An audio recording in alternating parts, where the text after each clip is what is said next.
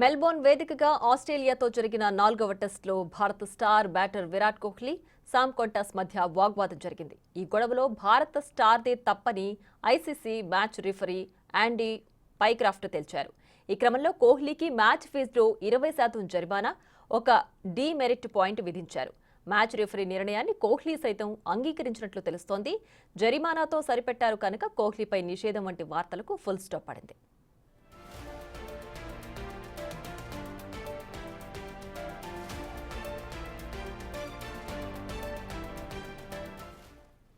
ఇంతకీ ఈ వివాదం తలెత్తడానికి గల కారణం ఏమై ఉంటుందో ఇప్పుడు తెలుసుకుందాం. ఈ మ్యాచ్లో ఆస్ట్రేలియా తరపున టెస్ట్ అరంగేట్రం చేసిన 19 ఏళ్ల యువకుడు శామ్ కొంటాస్ పట్ల కోహ్లీ అతి ఉత్సాహం చూపాడు. క్రీజ్ పక్కన ఇద్దరు ఎదురెదురుగా వెళుతున్న సమయంలో ఒకరినొకరు ఢీకొన్నారు. వైరల్ అవుతోన్న వీడియోలో కోహ్లీ కావాలనే కొంటాస్ను ఢీకొట్టినట్లు స్పష్టంగా కనిపిస్తోంది. విరాట్ కావాలనే తన డైరెక్షన్ మార్చుకున్నట్లు కనపడుతోంది. గొడవ పెద్దదయ్యేలా కనపడడంతో వెంటనే మరో ఓపెనర్ ఉస్మాన్ ఖవాజా అంపైర్ జోక్యం చేసుకుని ఇద్దరికీ సర్ది చెప్పారు.